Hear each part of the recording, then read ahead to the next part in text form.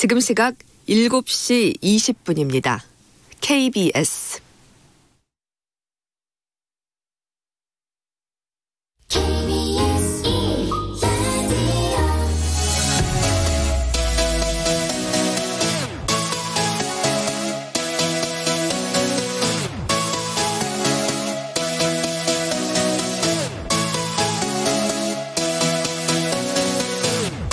KBS 열린 토론.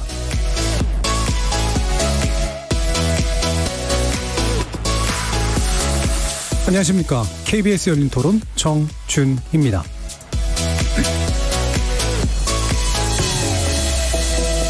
KBS 열린 토론 매주 월요일은 정치의 재구성으로 만납니다. 4.15 총선을 20여일 앞두고 주된 논점으로 부상하고 있는 여야의 비례대표 정당을 둘러싼 불협화음이 적지 않습니다.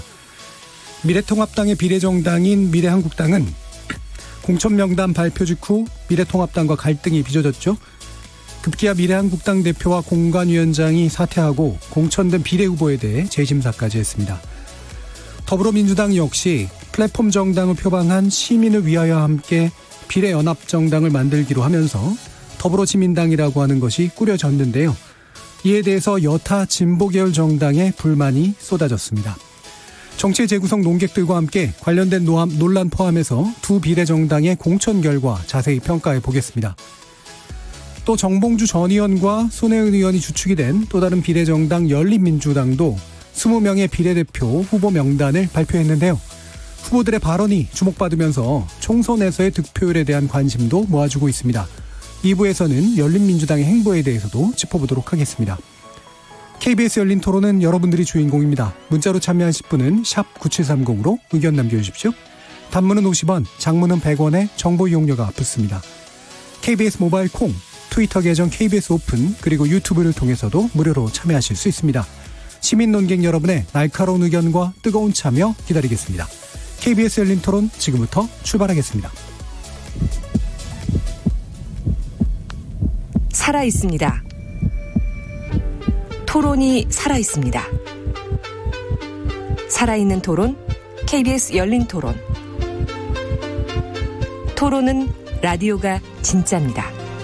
진짜 토론, KBS 열린 토론.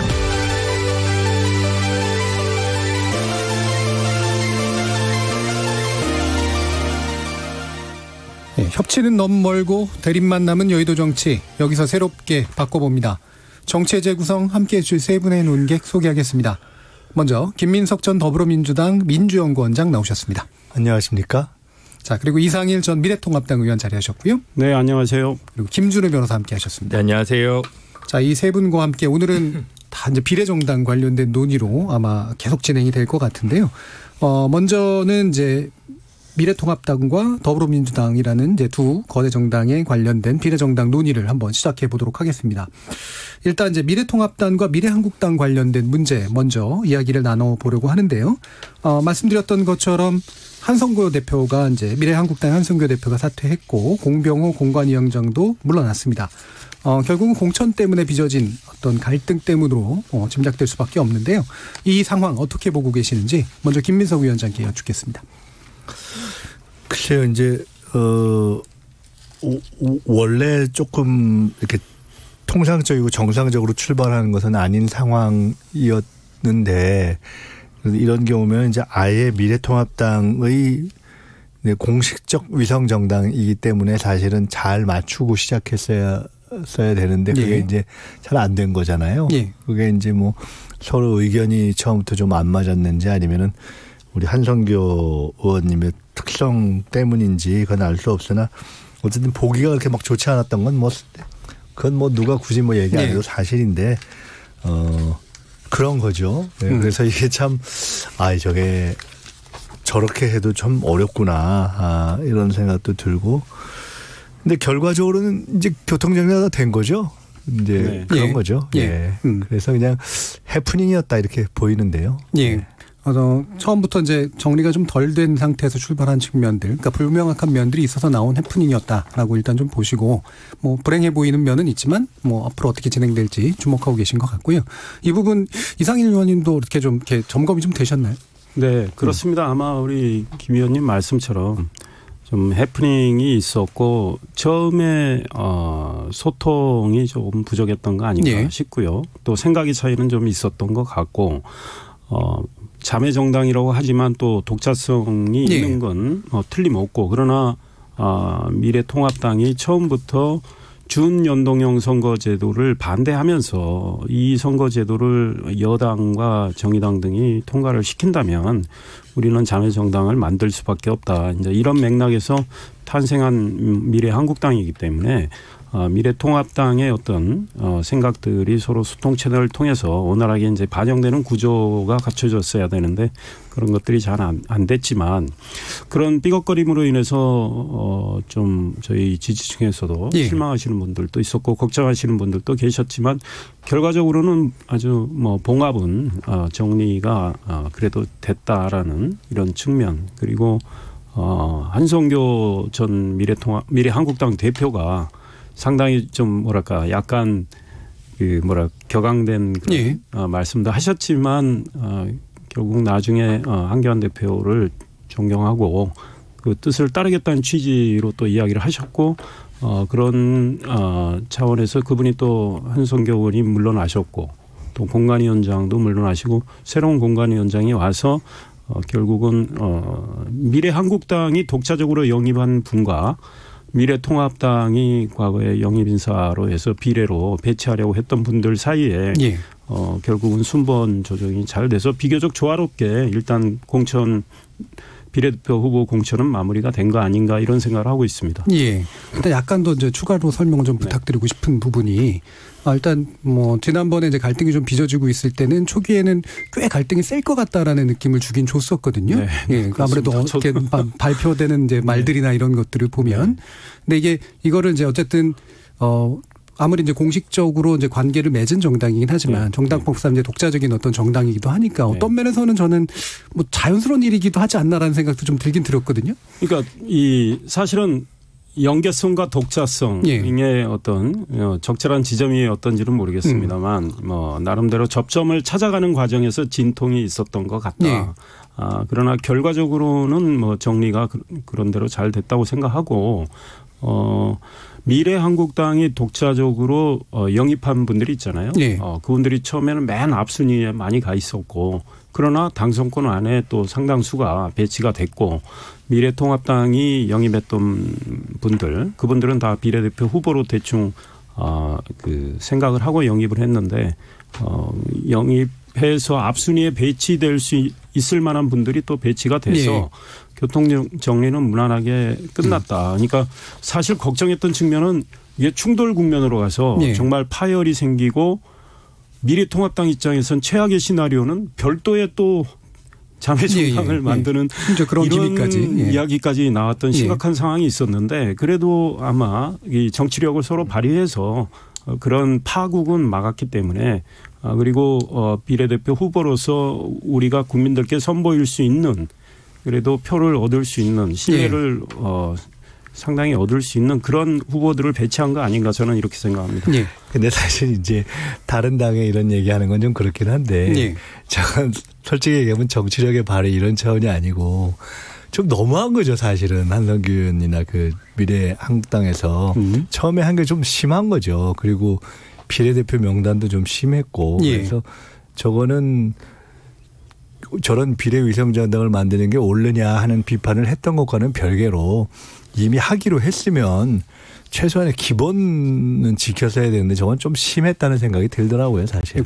좀 더 이렇게 클리어하게 좀 말씀을 좀 부탁드리면, 그러니까 이게 조율이 잘 안 된 부분들이 핵심적인 문제라고 보세요? 아니면 예를 들면 밀어붙인 어떤 후보의 면면이나 이런 게 문제라고 보세요? 저는 저런 정도를 하면 어쨌든 무리수를 두어서라도 저렇게 할 때는 그래도 모 정당의 얘기를 좀 들으려고 시작한 거 아니겠어요? 예. 근데 그걸 갖다가 저렇게 해버리면 사실 좀 황당했을 것 같아요. 예. 제가 볼 때도. 자, 그러면 이제 좀 법적인 문제도 한번 그게 막 좋은 후보들을 내놓은 것도 아니고. 예. 두 가지 문제 다 짚어주셨는데 법적인 문제도 한번 짚어보죠. 일단은 이렇게 볼 수 있잖아요. 그러니까 비례 공천 과정이 이제 민주적으로 원래 돼야 된다라는 게 정당법상으로 있는 거니까 이게 실질적으로 이제 황 대표가 미래통합당의 황 대표가 영향력을 발휘했다라고 한다면 이게 문제시될 소지는 분명히 있을 수도 있는데 어떻게 보세요? 그렇죠. 이제 우리 헌법에 보면 정당은 그 목적과 활동이 이제 민주적이어야 하고 예.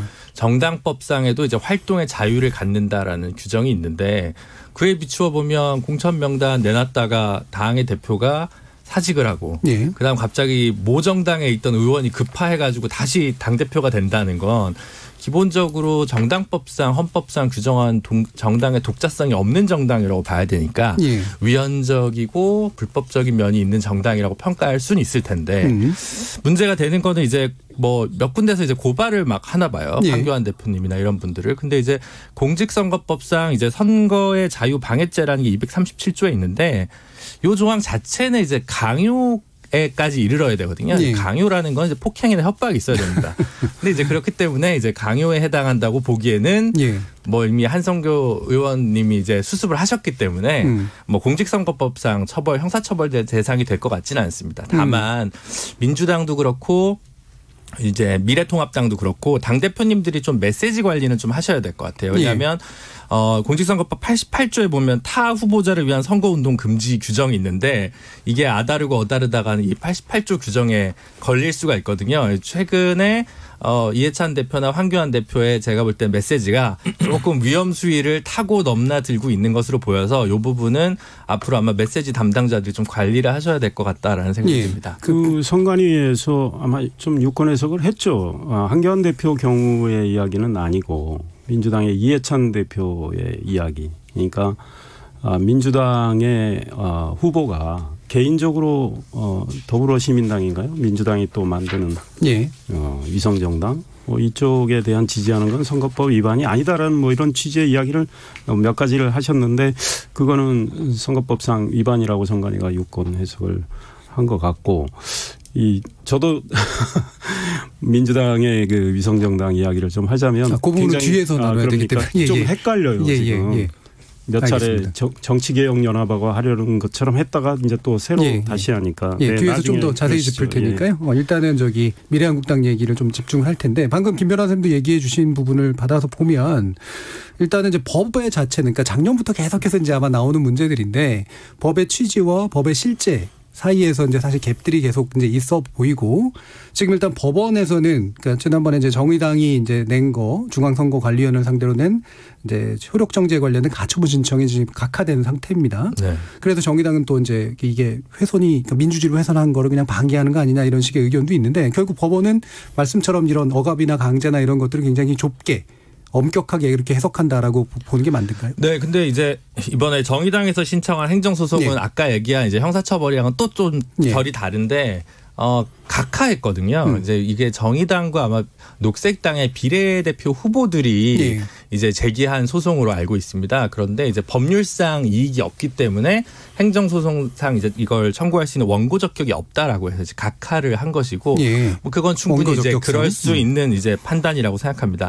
이게 이 종합적으로 따져보면 자꾸 이 문제를 뭐 법원에 가져가려고 하는 분들도 계신데 이게 뭐 정치의 사법화라는 측면에서 바람직하지 않은 측면도 있지만 일단 법상 현재로서는 좀 어렵습니다. 그래서 사법농단 판결이 최근에 있을 때 판사들이 위헌적 행위는 했지만 형사처벌할 수는 없다라는 판결이 나온 적이 있지 않습니까? 같은 맥락으로 제가 볼 때는 모든 위성정당 재반이 사실은 위헌적인 성격이 있으나 현재 구조에서는 일단 행정법이나 그러니까 공직선거법이나 뭐 정당법이나 이런 걸 기준으로 해서 별도의 추가적인 어떤 처벌이 가능하지는 않습니다.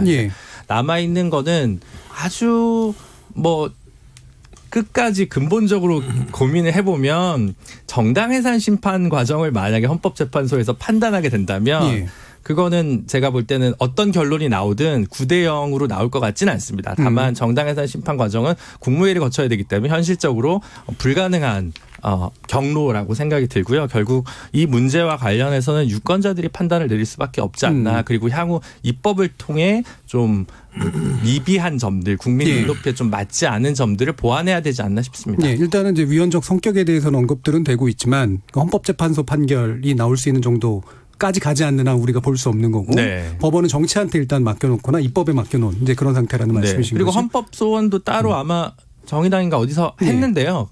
그리고 어떤 개인 변호사 한 분도 했습니다. 근데 그것도 사실은 뭐 그 소위 신청인 청구인 적격 문제에서 또 이렇게 문제가 돼서 넘어질 수도 있어서 실제로 헌법재판소를 통해서 이 문제와 관련해서 결론 짓기는 어려워 보입니다. 예, 알겠습니다. 자, 그러면 이 황교안 대표의 발언 가지고 한번 얘기를 해볼 텐데요. 황교안 대표가 어쨌든 판이 정리되고 나면서 통합 과정에서 생긴 부득이한 성장통으로 생각해달라라고 이제 일단 당부를 했고요. 뭐 예상 가능한 이제 발언이었습니다만 여기서 함께 나왔던 여러 가지 이야기들이 있었는데 저는 외려 이제 눈에 띄었던 게 현재 같은 이제 미래통합당과 미래한국당 사이의 갈등은 이제 이 현 정부가 만들어낸 상태에서 나온 것이다라고 하는 그런 원인론을 또 얘기하기도 했습니다. 그래서 이런 부분에 대해서 이런 발언들에 대해서 어떻게 보시는지 일단 김민석 의원께 여쭙죠. 글쎄요. 우리 이상희 의원께 먼저 들어볼까요? 아니 사실은 우리 김민석 의원님도 모든 과정을 다 아시니까 네. 그러니까 패스트 트랙에 이 준연동형 선거법 이게 태워진 과정부터 지난해 정기국회 말에 그 처리되는 과정 우리 국민들 다 보고 계시잖아요.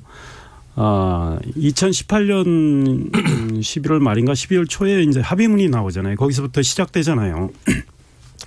손학규 당시 바른미래당 대표 뭐 이정미 정의당 대표 이런 분들 단식을 하면서 이 선거제도에 대한 여야 간의 논의를 좀 해보자는 그런 합의문이 있었고 그거는 이제 준연동형 문제에 대한 이 검토를 한다는 네. 이런 취지의 합의문이었고 한국당 당시 자유한국당이 그걸 뭐 도입한다고 찬성한다는 입장을 내지는 않았고 그리고 이제 별도의 소위 말해서 선거제도안을 냈지 않습니까? 비례대표를 없애고 지역구를 270개로 하는 그래서 전체 의석을 30석 줄이는 안. 그런데 이걸 처리를 쭉 하면서 자유한국당은 준연동형 제도를 계속 반대를 했고 그 준연동형제가 처리될 때 처음에 패스트트랙에 태워진 그 제도와 많이 달랐잖아요. 예. 그거는 연동형이라고 불렀죠. 그거는 뭐 지역구도 훨씬 더 줄이고 비례를 75석으로 늘리는 거였다가 예. 막판에 이제 공수처 법안하고 서로 민주당, 정의당, 기타 정당이 이제 소위 딜을 하면서 비례는 현행대로 놔두고 그다음 이 비례는 그러니까 47석으로 현행대로 놔두고 준연동형제를 도입을 하고 그 비례 의석도 두 바구니를 만들어서 하나는 30석의 준연동형을 제도에 대한 설명을 너무 기대해 주시지 말고 17석은 현행대로 하고 이런 과정을 거치면서 자유한국당은 이 제도는 안 된다. 그러니 우리는 만약에 이 제도를 그렇게 고집을 하고 정말 날치기를 해서 처리하려 한다면 제가 던진 말씀은 이제 공천 갈등이 이제 당내 문제냐 이제 정부의 문제냐 이게 이상한 구도인 것 같아요. 그 이야기에서부터 비롯되는 겁니다. 그래서 자매정당을 만들겠다고 해서 왔는데 그럼 민주당은 이 제도가 개혁이라고 그랬습니다. 그러면 아무리 의석수를 좀 잃는다 손 치더라도 그 취지를 끝까지 가져가야죠. 그러니까 오죽하면 정의당이 배신당했다고 이야기를 합니까? 정의당이 그 참여하지 않겠다. 소위 말해서 맨 처음에 그 연합정당, 위성정당을 만들려고 했던 거 아닙니까? 참여하지 않겠다고 해서 그러면 다른 정치 세력과 정치개혁연합이라는 그 연합위성정당을 만들려고 했다가 그것도 안 되니까 지금 이제 거의 민주당의 독자적인 위성정당을 만드는 건데 국민들이 이거 다 알고 있습니다. 그래서 민주당 스스로 그 제도를 지금 짓밟고 있다. 그러니 원인 제공은 당연히 이 정권이 했죠.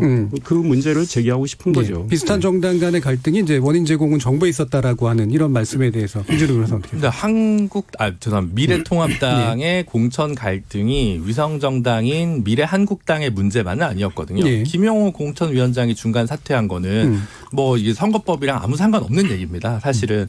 그리고 그 과정에서 비례 공천권이 없는 공관위가 출범한 상황에서 실질적인 보수정당의 비례 의석은 강남 가불병입니다. 근데 여기 공천이 계속 뒤바뀌었어요. 끝까지. 그래서 계속 사람들이 의병 같은 거 계속 바뀌었고 이런 과정들을 보면 사실은 크게 드러나진 않았지만 미래통합당 안에서도 크고 작은 잡음들은 분명히 존재했다. 그래서 그 문제를 가지고 이제 모두 엮어서 그냥 뭐 정부랑 뭐 선거법 개정 때문이다라고 얘기하는 거는 조금 경강부회한 측면이 있는 것 같고요. 물론 민주당도 시스템 공천을 내세웠지만 여러 가지 불협화음이 또 있습니다. 민주당은 뒤에서 다룰 테니까 뭐 이제 제가 뭐 얘기를 더 하긴 그런데 그래서 그리고 공직선거법 개정 문제와 관련해서 그 하더라도 그러니까 공직선거법 개정은 저는 찬성하고 그걸 개혁이라고 여전히 생각하지만 그걸 절대 반대하고 있는 미래통합당 입장에서 보더라도 그렇다고 해서 한성교 대표 공병호 공관위원장과의 갈등 문제가 거기에서 사후적으로 정당화되거나 뭐 이렇게 보안이 흠결이 뭐 치유된다고 생각하지는 않고 그건 그 자체로 내부의 갈등을 그냥 인정하고 그 부족한 부분은 송구하다고 이야기 드리는 게 맞지 않나 싶습니다. 그러니까 미래통합당 내부의 지역구 공천의 문제 예. 그건 그거대로 잘못이 있다고 봐요. 잘못된 것들이 있어서 시정도 되고 그랬기 때문에 그다음에 미래통합당과 미래한국당에 이미 말씀드렸지만 결과적으로는 조정이 됐지만 삐걱거리는 그 문제 그건 그 문제대로 예. 지적을 할 수 있다고 봅니다. 그런데 예. 문제는 이 제도의 취지가 그렇게 좋다고 했던 민주당이 그 제도의 취지를 스스로 짓밟는 이거는 말이 안 되죠. 게다가 자유한국당은 반대를 했기 때문에. 황교안 대표의 발언 속에 사실 그 언급은 없었기 때문에. 예, 물론 근데 거기에 함축이 돼 있는 거죠. 예. 그래서 저희가 과거에 이 법안이 처리되기 전에 준연동형 선거제도가 처리되기 전에 이거 알바니아 이런 데서 이런 제도 도입했다가 결국은 다 위성정당 만들어서 그 제도가 그 본뜻이 다 사라져서 예. 다시 그 제도는 없애버리고 다른 제도를 채택했다. 제가 보기에요. 이번 21대 총선 치르고 나면 이 제도 없어집니다. 이 제도 더 이상 도입이 안 돼요. 그렇다면 예. 민주당이 소수 정당을 위한 이 아주 좋은 제도였다. 그리고 뭐 국민 표의 비례성과 등가성을 최대한 반영하기 위한 제도였다. 이런 주장 아주 무색해지는 거죠. 김민석 의원 코멘트 하실 거 있습니까? 이 제도 연동형 비례대표제 도입을 둘러싼 아주 원론적인 얘기를 처음부터 다시 다 하는 것은 안 맞을 것 같고요. 그렇죠.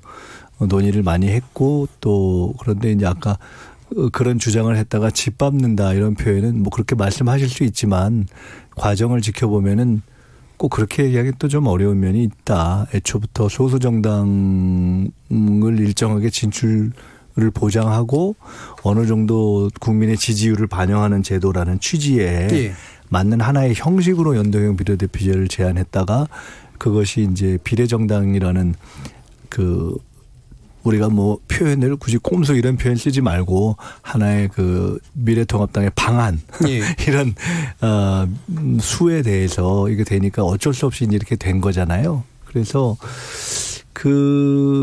그런 측면이 있고 그래서 애초에 취지를 살리기 위한 뭐 정말 자구책 비슷하게 이렇게 된 건데요. 결론을 말씀드리면은 그러나 그 논의를 했던 모든 것이 다 현재의 현실에서는 참 어렵구나 하는 것을 깨달은 게 사실이죠. 뭐. 그래서 이게 이번 선거를 치르고 나서 불가피하게 현실이 이렇게 됐기 때문에 아무리 생각이 그렇다 하더라도 결국은 논의를 다시 할 수밖에 없는 국면이 올 것 같다. 그러니까 승패가 어떤 입장을 가진 정파가 승하더라도 이미 이것이 상당히 이런 변칙으로 갈 수 있다는 것이 현실에 드러났기 때문에 논의를 다시 할 수밖에 없다 하는 것은 뭐 현실적으로 인정해야 될 것 같습니다. 알겠습니다. 그럼 마지막으로 미래한국당 관련해서 요거 하나만 더 짚어보죠. 지금 새로 어쨌든 꾸려진 그래서 뭔가 조정이 됐다라고 하는 이 후보 명단에 대해서 이상희 의원은 어떻게 보고 계세요?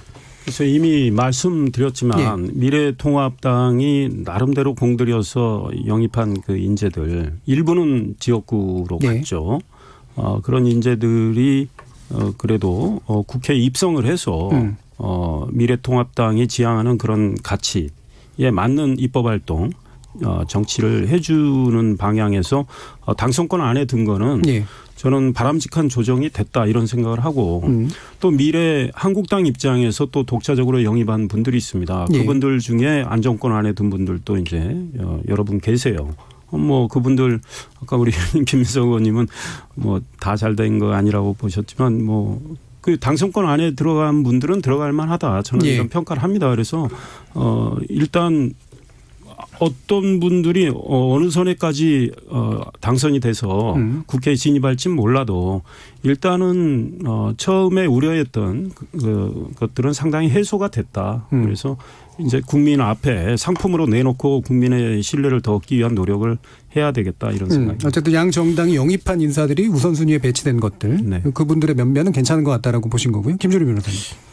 근데 어느 정당에서 누가 영입했냐는 가지고 이제 그걸 평가하면 그건 너무 지분 싸움이거나 선거연합장단 같아서 저는 뭐 그런 관점에서 보진 않고 결론 놓고 유권자 입장에서 이 정치 상품이 얼마나 그럴듯하고 매력 있냐를 놓고 평가를 해야 되는데 뭐 최초의 미래 한국당에서 제출한 비례 명단보다 오늘 제출된 명단이 훨씬 좀 낫다라고는 거기에선 이견을 달 사람은 잘 없을 것 같습니다. 물론 그게 너무 심했죠. 네, 근데 개인적으로 그러면 또 이제 번호가 밀렸거나 부득이하게 하위권으로 배치된 분들 입장에서는 본인도 국민의 대표자로 충분히 설 수 있는 자격이 있다라고 생각을 하실 수도 있을 것 같아서 조심스럽지만 그래도 전반적으로 봤을 때는 훨씬 더 괜찮은 명단이 나와서 한국의 대표 보수 정당이 내놓은 비례 명단치고는 최초의 명단은 조금 많이 헐거운 면이 있었는데 많이 좋아졌다고 생각합니다. 처음보다 이제 나아졌다는 면에서 동의하시고. 네. 우리 김준우 변호사님이 굉장히 최근에 열린 토론을 하면서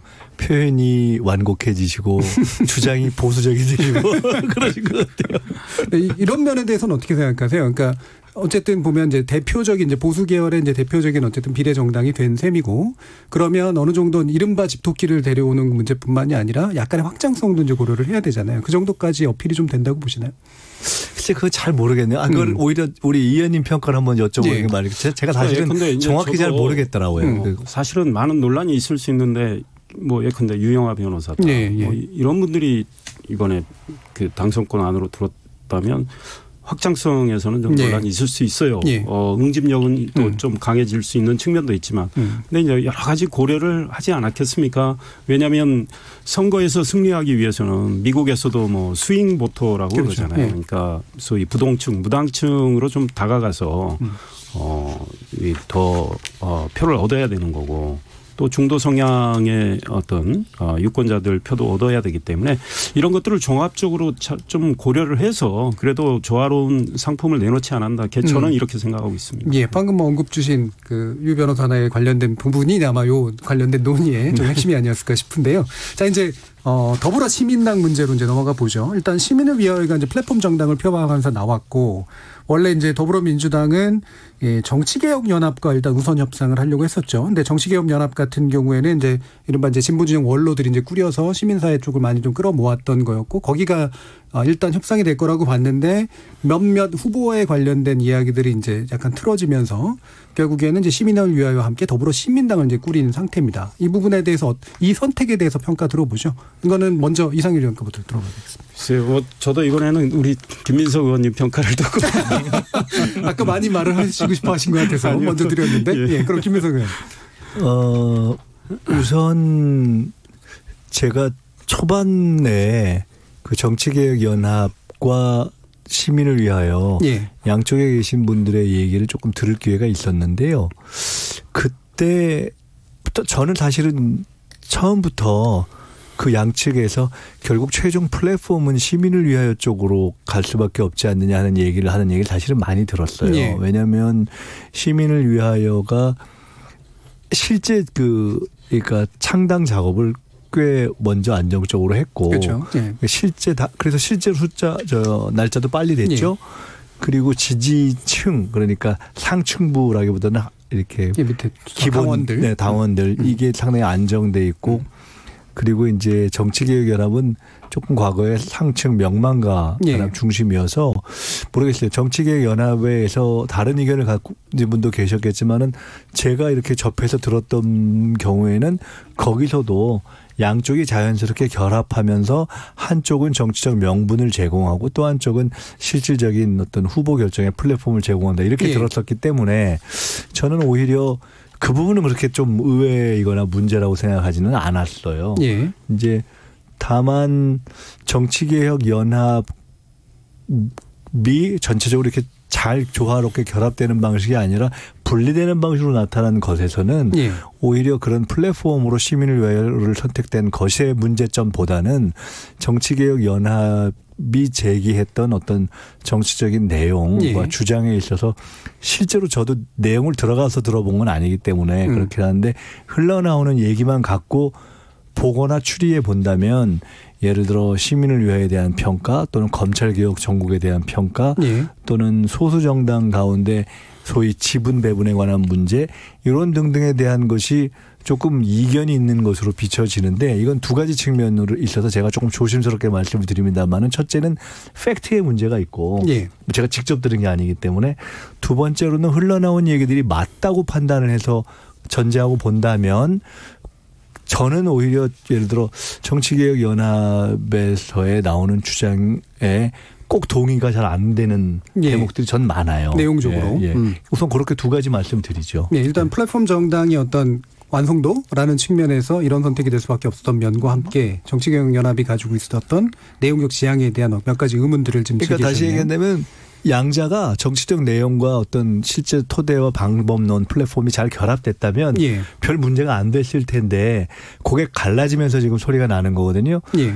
그렇기 때문에 플랫폼으로 시민을 위해가 주 플랫폼이 된 것 자체는 저는 오히려 문제가 별로 아니라고 보는 거예요. 예, 예. 그러면 결국은 정치 내용이 뭐가 문제였을까가 이제 쟁점인데 거기에 있어서는 지금까지 나온 얘기를 갖고 판단할 수밖에 없다는 거죠. 예, 김준우 변호사 많이 관찰하셨을 텐데요. 저는 원래 이 선거연합정당에 관해서 굉장히 유보적인 입장을 누차 말씀을 드렸는데 결국은 시기적으로 너무 급박하다. 이념정책 정강 부분에서 교집합이 별로 뽑아 나오지 않는다. 그럼 남은 건 주체거든요. 주체인데 결론적으로 말을 하면 물론 이제 최종 상태에서는 현재 공천에서는 배제됐습니다만 가자 환경당과 가자 평화인권당이 초창기에 멤버로 들어오고 그리고 이제 많은 그 뒷얘기들이 있는 것 같습니다만 어쨌든 결론적으로 녹색당과 미래당은 배제되는 선천적으로 먼저 배제된 방식으로 된 것은 준선거연합정당에 좀 미달하는 모양새로 결국 결론이 나지 않았나라고 비판적으로 평가할 수밖에 없을 것 같고 더더구나 마지막에 당명이 더불어시민당이 되면서 그 색깔까지 묘하게 더불어민주당과 이렇게 맞춘 거는 사실은 어떤 가치와 명분, 그러니까 미래 한국당과는 좀 종별적인 정당을 이제 만들겠다고 했던 애초에 기치에 비해서는 한참 미달하는 결론으로 난 거는 뭐 부인할 수 없을 것 같다라는 생각이 저는 개인적으로 들고요. 그래서 뭐 마지막에 그래서 이제 더불어 시민당에서 마지막에 이제 그 부족분을 시민사회에 있는 인사들로 좀 많이 충원을 하는 것으로 좀 보충을 하려고 하시는 것 같긴 해요. 하지만 이 과정에서 물론 더불어시민당과 민주당은 다른 정당이겠지만 대주주로서의 실질적인 영향력이 있는 민주당 지도부의 좀 감각이 아쉽지 않나. 저 같으면 이 어려운 길에서 이걸 좀 선거연합정당의 모양새를 갖으려면 녹색당 미래당의 참여를 적극적으로 이끌어내지 못한 것은 어떤 좀 정무적 감각이 좀 아쉽지 않나. 물론 그 과정에서의 구체적인 밀고 당기기에서의 뭐 누가 잘했네 이거 잘했네로 놓고 보면 그건 끝이 없을 것 같고 아직 그 실무 당사자들의 감정의 생채기들도 서로 많이 남아있는 것 같습니다. 하지만 멀리서 유권자의 시선으로 바라봤을 때는 아쉬운 점이 분명히 있다. 그러니까 선거연합 그다음에 어떤 더불어민주당의 차별성까지 포함된 어떤 모양을 만드는 데는 그렇게 성공하지 못했다라고 보시는 거잖아요. 예, 이상희 의원님. 제가 보기에는 일단 국민의 입장에서 많이 헷갈릴 것 같아요. 이제 민주당이 처음에는 이제 우리는 위성정당 안 한다 이런 입장이었다가 미래한국당이 이렇게 이제 비례 후보를 내는 과정에서 이거 그쪽이 말이 되네. 우리도 그럼 표를 의석을 얻어야 되니 한번 만들어보자 하는데 대놓고 하기는 조금 멋쩍잖아요. 그러니까 일단 연합정당이라는 포장을 좀 한 것 같아요. 본심은 저는 지금 더불어시민당 쪽의 본심이라고 보는데 일단 뭐 국민들한테 한 말이 있으니까 한번 한 다리를 건너서 가보는 게 국민들한테 그래도 다가서는 게 좀 유리하지 않았나 이런 판단을 해서 일단 정치개혁연합이라는 쪽에 이야기를 좀 하다가 사실 그들 입장에서는 굉장히 배신감을 토로하잖아요. 그런데 결국은 주도권 싸움을 할 수밖에 없는 거죠. 그 연합정당과 이미 우리 김 변호사님이 이야기했지만 많은 또 가치에 있어서 차이도 있고 또 의석 배분에 있어서도 차이도 있고 그러다가 물밑에서는 결국은 시민을 위하여 그게 어떤 체제입니까? 그 개싸움 국민운동본부 결국은 조국을 지키기 위해서는 개싸움처럼 물어뜯는 것도 마다하지 않겠다.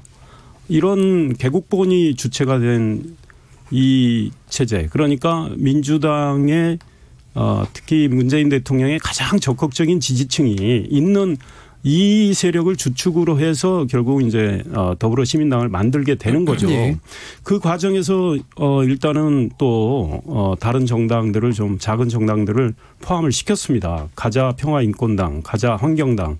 그런데 뭐 그분들이 비례대표 후보 추천했는데 검증 과정에서 탈락했다고 해서 이제 그분들도 또 배신감을 토로해서 결과적으로는 이제 민주당이 확실한 주도권을 잡은 네. 위성정당이 돼버린 거죠. 네.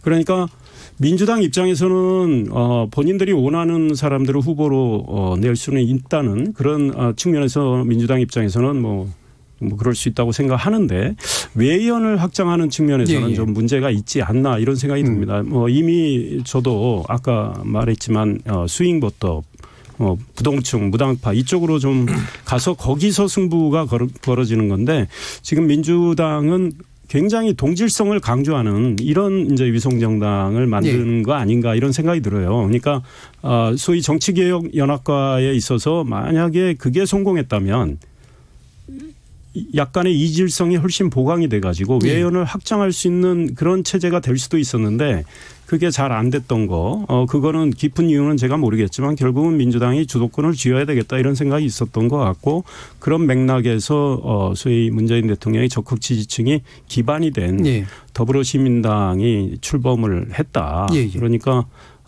동질성은 강화됐지만 외연 확장에 있어서는 글쎄 물음표를 좀 찍을 예. 수 있겠다 이런 생각이 듭니다. 예. 이게 이제 이 부분은 그래서 짚어봐야 될 것 같은데 이 더불어시민당 내지 이제 이 플랫폼 정당이라는 것이 이 더불어민주당이 원래 표방했던 바의 어떤 정당성을 좀 확보하려면 민주당 후보들은 이제 후순위에 배치하겠다. 그리고 원래 비례득표 이상의 것들을 가져가지 않겠다. 7석.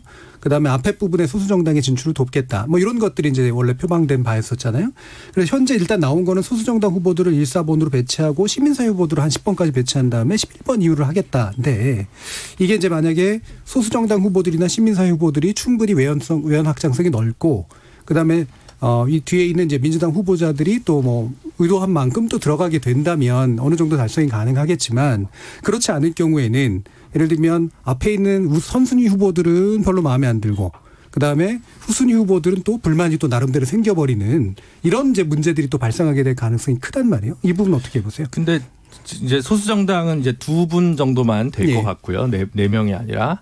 근데 재미있는 거는 이제 갑자기 이제 시민사회 후보 명단으로 이제 나온 거를 보면 오히려 민주당에서 최초에 공천하려고 했던 비례 명단보다 조금 더 좋아요. 예, 괜찮은 문제다. 예. 그래서 이 과정은 또 아까 말씀드린 저는 굉장히 비판적이지만 미래 한국당의 공천 명단이랑 좀 비슷한데 뭐 하여튼 이렇게 저렇게 가가지고 나온 결론은 또 썩 나쁘지 않은 명단으로 좀 정리될 것 같아서 좀 죄송한 얘기지만 뭐 저도 아는 분들도 몇 분 있지만 민주당 후보로 배치된 분들보다 시민사회에서 이번에 막바지에 공천 신청 더불어시민당에 하신 분들의 뭐 어떤 뭐 명망성이라든가 뭐 평소의 평판이라든가 이런 게 좀 더 뛰어난 분들이 많아서 이것도 참 묘한 역설인 것 같습니다. 그러니까 민주당에서 영입된 인사들보다도 외려 나중에 후순위로 영입된 인사들이 뭐 제 느낌은 일단 그렇습니다. 그러니까 기준이 뭔가가 중요한 것 같아요. 그러니까 예컨대 이제 민주당이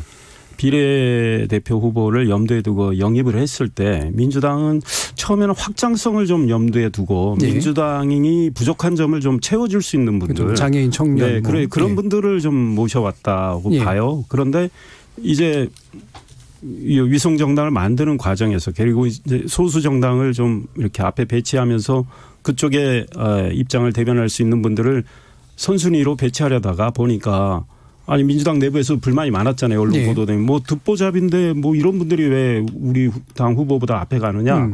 이런 것들을 통해서 또 검증 과정을 통해서 이제 민주당 입장에서는 이런 분들은 선 배치는 안 되겠다. 이런 과정에서 이제 시민사회 대표라고 해서 모셔온 분들은 사실은 민주당과 굉장히 동질성이 강한 분이다. 그러니까 민주당 입장에서 응집력은 보강할 수는 있어도 외연 확장이라는 측면에서는 조금 물음표가 생길 수 있지 않느냐 저는 두 분의 이제 기준이 있습니다. 약간 다르긴 해요. 김민석 의원님.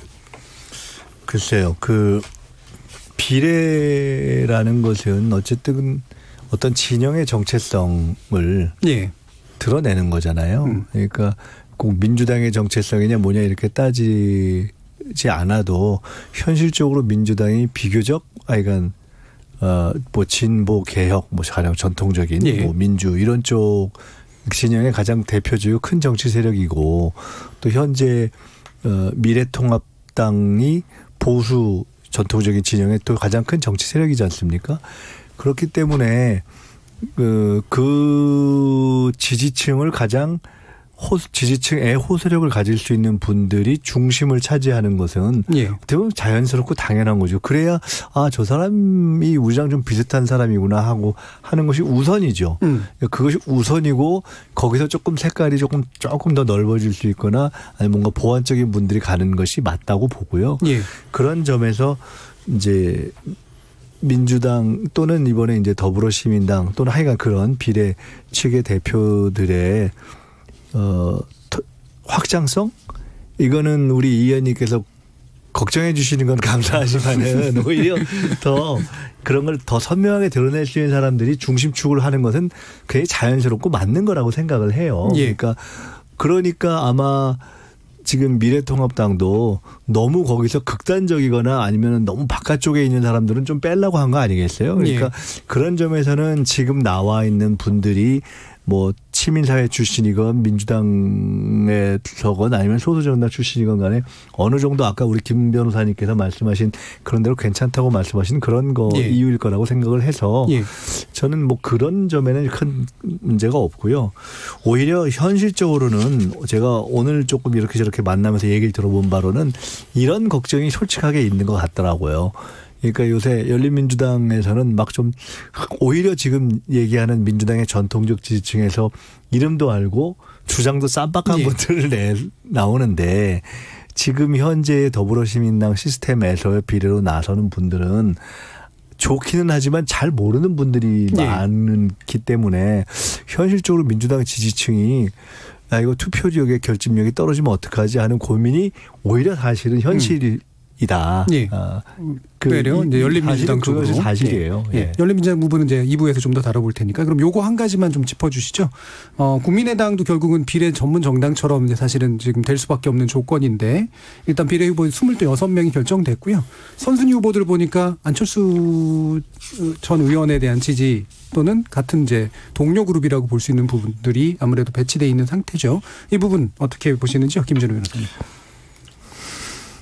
참 뭐랄까 사실 아무리 우리 그 선택의 여지가 우리 정치 지형상 유권자한테 많이 있지 않잖아요. 예. 그러면 253명의 그 지역구 의원들 같은 경우는 사실은 한 230석까지는 혹은 240석까지도 양당에서 다 잡아 먹을 거고 그러면 결국은 양당이 갖고 있는 그 어떤 지대의 이익에 대해서 유권자가 어떤 다른 의견을 낼 수 있는 거는 사실은 비례에서 의견을 낼 수 있는데 예. 지난 총선 때도 사실은 보수정당 쪽은 진박 공천 논란이 있었고 민주당 쪽은 또 김종인 선대위원장의 또 과도한 리더십 때문에 좀 공천에서 잡음이 있었고 그런 것들 때문에 많은 여러 요소들이 불어져서 이제 국민의당의 돌풍, 특히 비례에서의 돌풍으로 이어졌던 반면에 그럼 지금은 양당이 이렇게 뭐라자면 비례에서 양패 구상인 것 같거든요. 저는 서로 처음에 물론 이제 결론은 나쁘진 않지만 그 과정에서는 좀 석연치 않거나 마음이 가지 않는 지금 무당층이나 중도층이 꽤 많을 것 같은데 그럼 그거를 해소해줄 다른 정당들이 있어야 되고 그 중에 하나는 국민의당일 텐데 국민의당이 내놓은 이 메뉴가 그렇게 그럴싸해 보이지는 않아서 특히 이제 2번과 3번의 현역 의원들을 그대로 예. 배치한 과정에서 조금 유권자 입장에서 오히려 아쉽지 않을까. 저의 뭐 지지 정당이랑 상관없이 그런 예. 판단이 듭니다. 결국에는 이제 안철수 의원과 함께 해준 기존 의원들에 대한 어떤 배치 정도의 의미뿐이 좀 안 보여서. 예. 아마 이제 현실적으로 고육지책이지 않았을까. 예. 그러니까 안철수 전 대표가 본인도 지역구 출마를 안 하기로 했고 또 모든 지역구에 후보를 내지 않기로 한 상황에 오로지 이제 비례로 의석을 획득하겠다는 이런 차원에서 하다 보니 그래도 국민들한테 이 내놓을 수 있는 상품 중에는 어느 정도 국민들이 인지할 수 있는 분들 이렇게 네. 해야 되는 현실적인 문제 때문에 이렇게밖에 가지 않았나 싶고요. 지금 여론조사를 하면 대략 정당 지지율이 나오니까 물론 투표는 결과를 봐야 되지만 그 정당 지지율에 맞춰서 공천을 하는 거 아니겠습니까? 이제 포석을 하는 건데 그렇다면 국민들한테 우리가 얻을 수 있는 의석을 대충 예상을 하고 내놓는 상품이기 때문에 아무래도 안철수 전 대표의 색깔이 강한 분들을 내세울 수밖에 없지 않았을까 이런 생각이 듭니다. 아니 사실 국민의당이 그냥 솔직히 얘기하면 안철수 대선 캠프 비슷한 거잖아요. 사실은 이름도 안철수 당으로 하려고 했었고 탈 얘기가 나오고 막 그러잖아요. 그렇기 때문에 그런 관점에서 보면 불가피할 뿐만 아니라 굉장히 자연스러운 적극적인 선택이죠. 그러니까 그렇게 해서 이제 핵심적인 선거 캠프에 주축이 될 분들을 배치하는 거 아니겠어요? 그러니까 그런 점에서 이해는 되지만 굉장히 사실은 정치라는 측면에서 본다면 글쎄요. 저는 정상적인 정당으로 별로 안 보이기 때문에 별로 뭐 더 이상 평하기가 조금 그 개인들에 대한 평가와는 별도로 정당적 관점에서의 배치라는 점에서는 참 논하기가 좀 어려운 것 같습니다. 자, 이렇게 선거법의 변화와 함께 결국 총선에서의 핵심적인 쟁점 중에 하나로 이렇게 비례정당에 대한 어떤 투표들이 가능한가의 문제로 많이 관심들이 쏠리고 있는데요. 독자적으로 비례 후보를 또 낸 열린민주당 행보에 대해서도 2부에서 좀 자세히 짚어보도록 하겠습니다. 지금 여러분께서는 KBS 열린 토론과 함께하고 계시고요. 토론이 진행되는 동안 우리 청취자들이 보내주신 의견 또 들어보도록 하겠습니다. 정기진 문자 캐스터. 네, 지금까지 청취자 여러분이 보내주신 문자들 소개하겠습니다. 먼저 콩 아이디 오윤재님, 자유한국당은 꼼수 차원에서 이번 사태를 야기한 거고 더불어민주당은 이 꼼수를 그저 좌시할 수 없어서 우회적 방편으로 맞대응한 겁니다. 한선교 의원의 행태는 줏대 없다고 보여지네요. 콩 아이디 8588님, 비례한국당이 문제라면 민주당의 비례정당도 선거법 위반 아닌가요? 미래한국당은 스스로 위성정당이라고 인정하고 출발했으니 선거를 통해 국민심판을 받으면 됩니다. 오히려 민주당은 위성정당이 아니라면서 자기들 비례 후보를 시민당에 보내고 있으니 국민을 우롱하는 거 아닌가요? 유튜브 청취자 권수자님, 최은자님, 선희무님 등 많은 분들이 비례정당, 선관위가 허용하지 말았어야 하는데 선관위가 잘못한 겁니다. 라면서 선관위를 비판하는 의견 주셨고요. 콩 아이디 1400번님. 위성정당이고 자매정당이고 하는 말은 정치적 호칭일 뿐이지 엄밀히 따지면 별개의 정당 아닌가요? 미래한국당의 대표는 한선교 의원이었고 대표로 선출된 데는 이유가 있을 테니 믿고 맡겼어야 됩니다. 따라서 황교안 대표의 월권이었다고 생각합니다. 콩 아이디 4398님, 김해시에 사는 60대 청취자인데요. 정당이 너무 많아 비례대표 선거하기 어렵습니다. 제가 이런데 7, 80대는 투표할 수 있을까요? 콩으로도 의견 주셨습니다. 미래통합당의 정치적 주장은 동의하기 어렵습니다. 선거법에 반대했던 정당이니 본인들이 만든 위성정당은 묘수이고 거기에 찬성했던 정당은 가만히 손해보고 있으라는 건지요. 자칭 묘수라는 꼼수 때문에 소수정당의 목소리는 영원히 파묻히겠네요. 정치도 빈익빈 부익부로 보입니다. 유튜브 청취자 이한김님, 미래한국당과 더불어시민당은 비례위성당이지만 약간 다르다고 생각합니다. 미래한국당은 미래통합당이 의석수를 늘리기 위해서 만든 당이지만 더불어시민당은 소수정당을 보호하고 개정 선거법의 취지를 유지하는 선에서 만들었습니다. 라고 보내주셨네요. 네, KBS 열린토론, 이 시간은 영상으로도 생중계하고 있습니다. 유튜브에 들어가셔서 KBS 1라디오 또는 KBS 열린토론을 검색하시면 지금 바로 토론하는 모습 보실 수 있습니다. 방송을 듣고 계신 여러분이 시민논객입니다. 계속해서 청취자 여러분들의 날카로운 시선과 의견 보내주세요. 지금까지 문자캐스터 정희진이었습니다.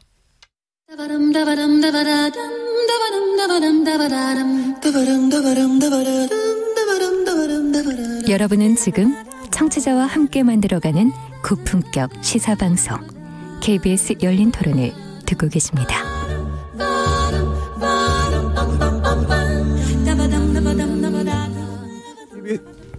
KBS 열린 토론 월요일 코너 정치의 재구성 함께하고 계십니다. 김준우 변호사, 이상일 전 미래통합당 의원, 김민석 전 더불어민주당 민주연구원장 이렇게 세 분과 함께하고 있는데요.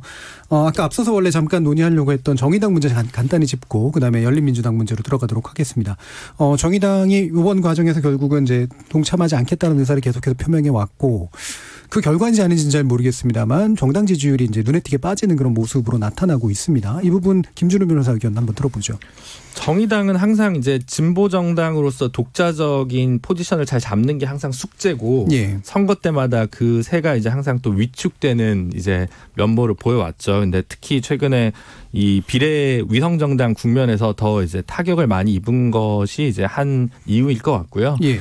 다만 뭐 제가 개인적으로 생각하긴 그렇습니다. 민주당과 정의당은 정치 분야나 사법 분야 개혁에 있어서는 전반적인 방향성은 같대 예. 그 농도가 좀 차이가 있다고 한다면 사회경제적 이슈나 노동 이슈 또는 인권 이슈에서는 좀 차별성이 있거나 가는 길이 좀 다른 부분이 있습니다. 예. 그게 그 정당의 존립 근거일 텐데 이제 그 부분에서 최근에 국회가 뭐 검찰개혁이나 정치개혁 이거 중심으로 이제 돌아가다 보니까 자신만의 정당의 종별성을 나타낼 수 있는 뭐 법안이라던가 그런 정치들이 좀 드러나지 않다 보니까 예. 그런 면에서 좀 타격을 입지 않았나. 그래서 뭐 남은 기간이라도 그런 진보 정당이 독자적으로 민주당과는 좀 종별적으로 낼 수 있는 목소리들에 좀 힘을 실어서 가야 되는 부분이 과제가 아닐까 싶습니다. 예, 이상일 의원 어떻게 보세요? 정의당의 경우에 사실은 이제 저는 자기 발등을 자기가 찍었다 이런 예. 생각을 해요. 그러니까 민주당이 원했던 게 고위공직자 비리수사처 공수처 설치 아닙니까? 정의당이 요구했던 건 지금 준연동형 선거제도예요. 예. 그래서 사실은 민주당이 정의당하고 어떤 면에서 딜을 한 건데 결국 정의당 입장에서 민주당이 배신을 한 거 아닙니까?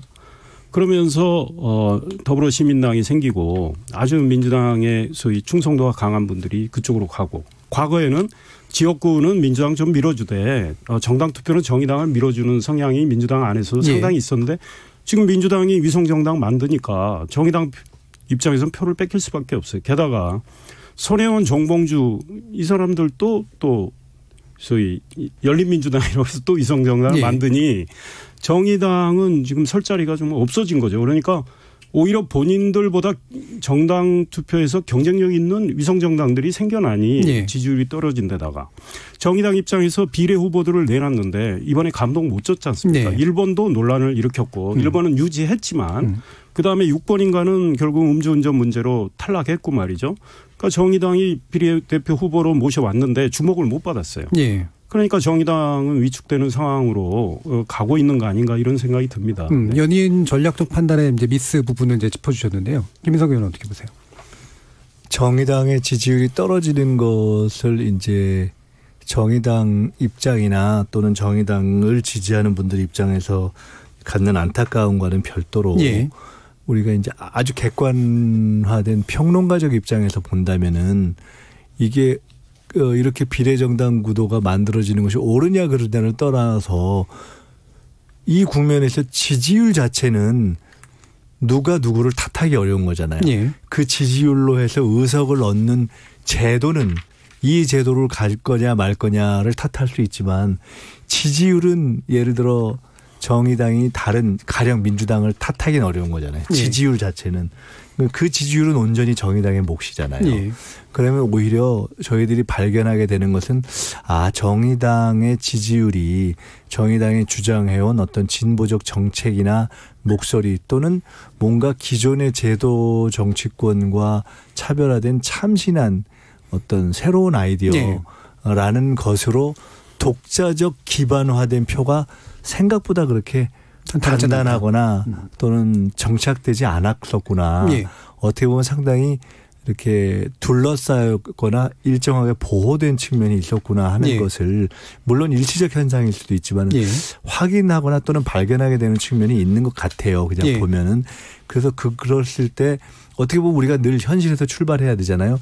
그것을 가장 아주 핵심적인 부분을 남은 것이 가장 떨어졌을 때의 지지율 아니겠어요? 물론 더 올라갈 수도 있고 낮아질 수도 있는데 그것이 가령 지금 뭐 3, 4%라면 그것을 가지고 어떻게 최대한도로 그 득점을 높일 수 있을 것인가를 고민하는 것이 진보의 발전을 위해서 바람직한 전술적인 지혜였을 텐데 어쨌든 지금으로서는 그렇게 해서 의석을 확대하는 것보다는 본인들의 그러니까 그 정의당 자체에 가장 절대적 지지층 예. 만 남는 수준으로 지금 가고 있는 것으로 보인다 이런 생각이 들죠. 예, 알겠습니다. 그럼 열린민주당 이제 얘기로 바로 들어가겠습니다. 지금 열린민주당이 이제 그 정봉주 전 의원 그리고 손혜원 의원이 주축이 돼서 만들어졌고 이거는 또 이제 시민을 위하여 또는 이제 더불어시민당하고는 이제 결을 달리하고 있죠. 물론 정책적으로야 상당히 유사성들을 이제 보이긴 합니다만 일단 아까 이제 김민석 전 의원께서 말씀해 주신 것처럼 후보로 발표된 분들의 이제 이목이 이제 굉장히 좀 큰 것들은 사실이긴 합니다. 최강욱 전 이제 비서관, 그다음에 주진영 전 하나주 투자증권 대표, 황유선 전 법무부 인권국장, 그리고 김의겸 전 청와대 대변인 등등 이제 망라돼서 꽤 알려진 분들이 대거 이제 참여하게 된 것이 가장 큰 이슈가 아닐까 싶은데요. 이 부분 이상일 의원 의견부터 먼저 듣겠습니다. 글쎄요, 이 부분이 정말 민주당과의 어떤 교감이 있는지 없는지는 제가 잘 모르겠습니다. 네. 이해찬 대표, 민주당 대표 이야기 들어보면 처음에는 뭐 거의 결별이다. 예. 뭐 그쪽으로 갈 경우에 다시 받아주지 않는다. 이런 목소리가 민주당에서 나왔는데 예. 이제는 뭐 나중에 선거 후에는 또 연대할 수 있다. 이런 목소리들이 나오는데 계산법은 좀 복잡한 것 같아요. 예. 뭐 유시민 같은 분은 오히려 따로 가는 게 의석을 더 얻는 방법이다. 예. 그리고 또 걱정하는 분들은 이거 제로섬 게임 아니냐. 예. 어떤 면에서 또 마이너스 게임 아니냐. 이런 이야기도 나오는데 예. 결과는 봐야 되지만 어찌됐든 손혜원, 정봉주 이분들은 어떤 분들입니까? 대통령과는 아주 가까운 분이지만 민주당 안에서는 이제 발을 더 디디기 어려워서 소위 무소속으로 나온 분이란 말이죠. 예. 이분들이 별도로 준연동형이라는 선거제도를 이용을 해서 비례정당을 만드는 건데 데려온 분들 몇몇을 보면 일단 이름은 있지만 과연 보편적 상식과 합리, 이성을 가진 우리 국민들한테 얼마나 어필을 할지는 저는 개인적으로는 좀 예. 부정적으로 봅니다. 예컨대 뭐 제가 과거에 알던 동료 기자였지만 김의겸 전 청와대 대변인 같은 경우도 민주당이 부담스러워서 부동산 투기 문제 때문에 결국은 공천 경선 자체를 시키지를 않았던 거 아닙니까? 컷오프를 시키지를 않았는데 이분이 물론 이분 개인적으로야 억울할 수 있지만 결국은 민주당을 나와서 정봉주, 손혜원 이 두 분과 같이 하는 이런 모양새. 그다음에 최강욱 전 청와대 공직비서관의 경우는 지금 기소돼 있는 상황 아니겠습니까? 조국 전 장관 아들에 대해서 인턴 증명서 허위 발급 문제로. 근데 이분이 청와대에 있을 때 자기가 기소가 되니까 예. 이런 이야기 했죠. 7월에 고위공직자 비리 수사처 공수처가 설치되면 두고 보자. 나를 기소한 검사들 수사받게 할 거다. 매우 오만방자한 행동을 했던 분입니다. 이분이 또 여기 가 있어요. 그다음에 황희석이란 분 조국 전 법무부 장관의 측근으로 검찰개혁 추진단장 맡았죠. 법무부 인권국장 맡았는데 이런 분들이 이렇게 가 있을 때 뭐 소위 내부에서 뭐 지금 조국 전 장관을 좋아하거나 문재인 대통령을 좋아하는 분들이야 열광할 수는 있겠지만 예. 얼마나 중도나 무당파나 또 보편적 상식을 가진 분들한테 호소력을 발휘할지 저는 예. 뭐 개인적으로는 좀 물음표를 찍고 싶습니다. 알겠습니다. 김민석 의원은 글쎄요.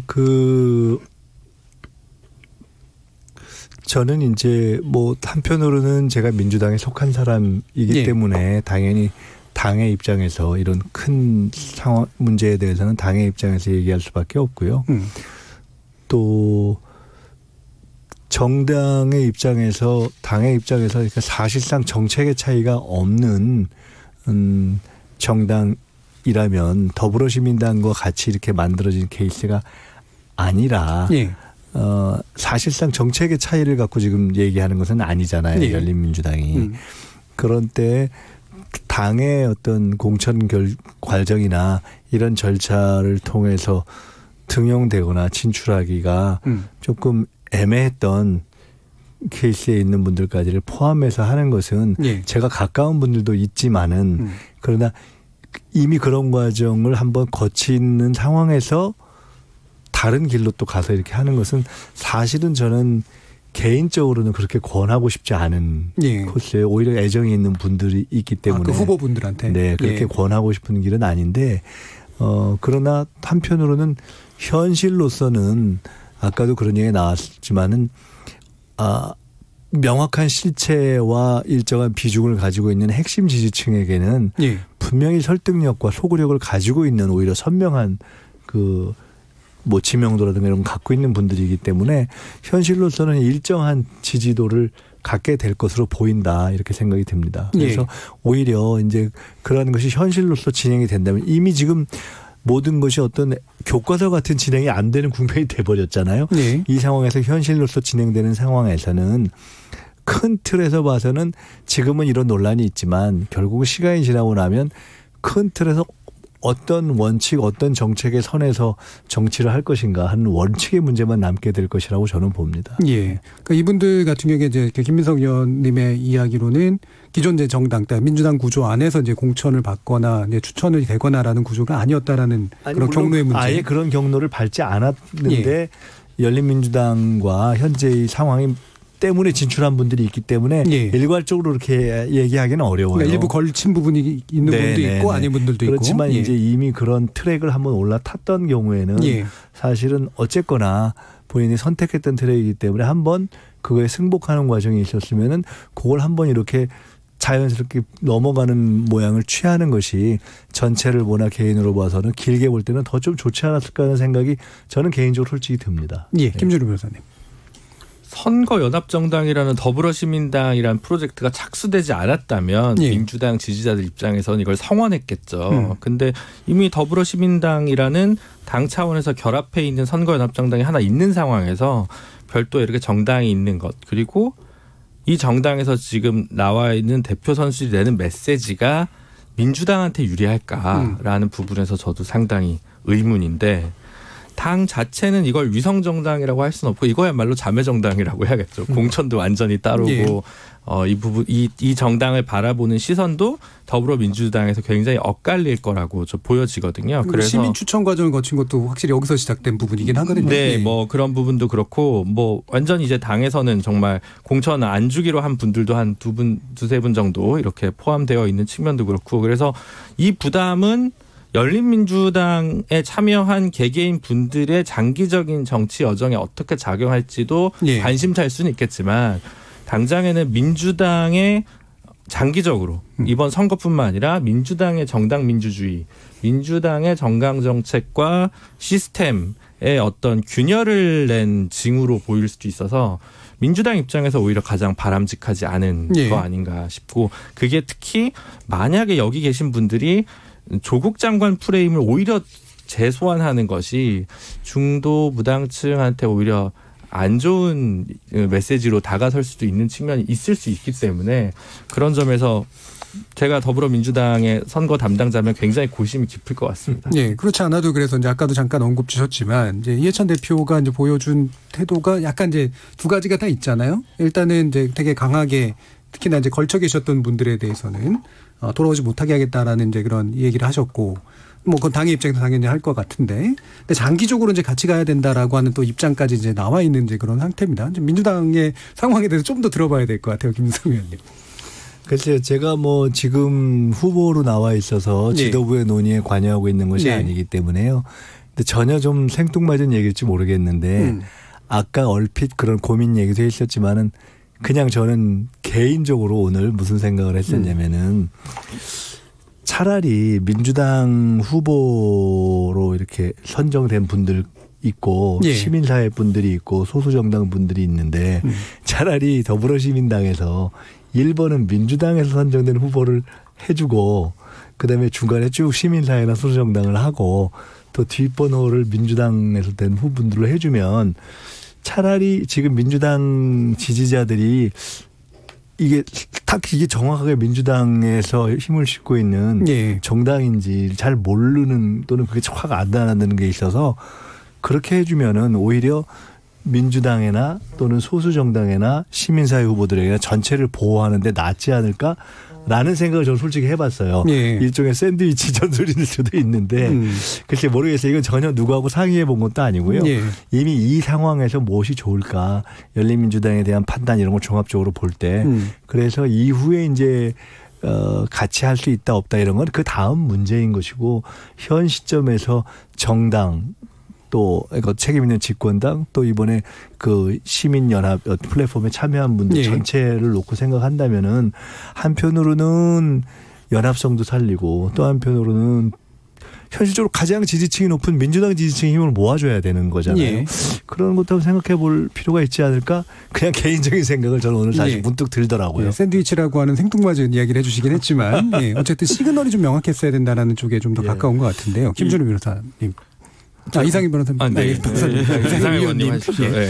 그러니까 국민 입장에서는 참 이번에 많이 좀 혼란스럽겠다. 그러니까 일단은 지역구 후보를 투표를 하고 또 비례대표 후보를 정당 투표를 통해서 하는데 이제 두 큰 정당이 사실은 자체 비례 후보를 안 내는 형식이잖아요.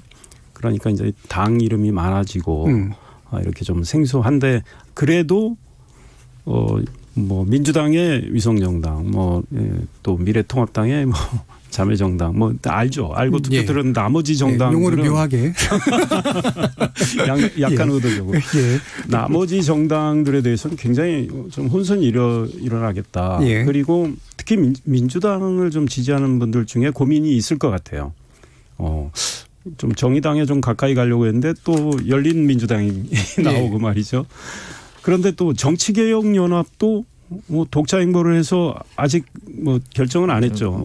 어떻게 할지 모르겠어요. 녹색당, 민중당, 녹색당, 미래당 이렇게 하면 도대체 표가 분산되는 측면은 있을 수 있다. 그러다가 3%가 전국 투표 3%가 안 되면 의석을 못 내는 경우 그러니까 소위 여당 지지층의 표의 분산이 오히려 의석수를 줄일 수도 있는 그런 효과도 있을 수 있겠다. 다만 그러나 또 유시민 씨 같은 경우에는 달리 예상하니까 결과는 이제 까봐야 알지만 국민 입장에서 굉장히 혼선이 생기겠다는 건데 사실은 다시 한번 이제 처음으로 돌아가자면 민주당이 그 제도를 그렇게 밀어붙였으면 민주당은 의석수를 좀 손해 보더라도 그 취지를 살리는 민주당의 그 간판을 다한 비례대표 후보를 내는 게 맞았죠. 그렇다면 정의당이 그런 배신감을 표출하지 않았을 거고 국민들이 그래도 민주당이 어려움 속에서도 뭔가 심지 굳게 가는구나 이런 이미지는 저는 줬다고 봐요. 그런데 이제는 거의 뒤죽박죽 됐다. 그래서 과연 정말 무당파나 부동층에 있는 분들을 얼마나 흡수할 수 있을까 계속 저는 물음표를 던지고 싶습니다. 저는 마지막으로 그런 생각해봤어요. 저 모든 입장에서 한번 검토를 해보거든요. 그래서 보수 지지층 입장에서는 열린민주당 있는데 왜 우리는 김문수, 조원진, 홍문정이 다 4분 5열해 있냐. 우리도 미래 한국당이 아니라 더 화끈한 우파 정당을 찍고 싶은데라는 수요가 있을 텐데 그 수요는 아직 보수층에서 결집이 되고 있지는 않은 것 같습니다. 자, 이제 좀 더 얘기 나누고 싶습니다만 오늘은 또 특별하게 이상일 전 의원님하고 김민석 전 민주연구 원장님이 이제 오늘은 마지막으로 정치의 재구성에서 내려오셔야 되는 그런 상태가 됐습니다. 아시겠지만 이제 총선 출마 때문에 그러신데요. 그래서 두 분께 그간의 소회, 그다음에 어떤 결심 이런 것들을 간단히 한 30초씩 들어보는 그런 시간 갖도록 하겠습니다. 김민석 전 의원님. 아니 이상일 의원님 또 여기 이준석 최고위원님 오늘 안 계시지만 우리 김준우 변호사님과 함께 굉장히 이렇게 서로 좀 이렇게 위하는 그런 토론을 할 수 있어서 좋았고요. 제가 이 의원님도 그렇고 저도 그렇고 후보로 이제 나가는 입장에서 선거법 관련이 있기 때문에 다른 말씀 드리는 거는 적당치 않은 것 같고요. 그냥 저희가 여기 열린 토론했던 시간이 즐거웠고 또 취지대로 좋은 정치를 하고 또 좋은 협치를 할 수 있도록 노력하겠다 하는 말씀을 드립니다. 오늘 계속 함께해 주신 분들께 다 이렇게 청취해 주신 시민 여러분께 감사드립니다. 이상일 의원님. 네, 저도 꽤 오랜 기간 우리 김민석 의원님, 김준우 변호사님 또 이준석 우리 최고위원님 이렇게 함께하면서 사실은 서로 토론을 치열하게 하면서 많이 부닥치기도 했지만 또 한편으로는 말씀 중에 공감 가는 말씀들도 꽤 있었다. 그래서 나름대로 열린 토론답게 열린 태도를 좀 유지하려고 했던 점이 있습니다. 그러나 또 저희가 부족했던 점도 있고 이 토론 프로를 아주 사랑하시는 우리 애청자 여러분께서 부족했던 건 좀 잘 봐주시고 또 저희들이 그래도 진지하게 토론을 하려 했다는 이 진정성은 이해해 주시고 저희들이 비록 물러가지만 저희들은 굉장히 감사하게 생각하고 우리 열린 토론 프로 더 사랑해 주시길 바랍니다. 감사합니다. 이 의원님하고 저거 어디 이민 가는 사람들이지. 자, 월요일 코너 정치의 재구성 아쉽지만 이렇게 마무리하겠습니다. 오늘 토론 함께해 준 세 분께 모두 감사하다는 말씀 전합니다. 감사합니다. 감사합니다. 저는 내일 저녁 7시 20분에 다시 찾아뵙겠습니다. 지금까지 KBS 열린 토론 정준이었습니다.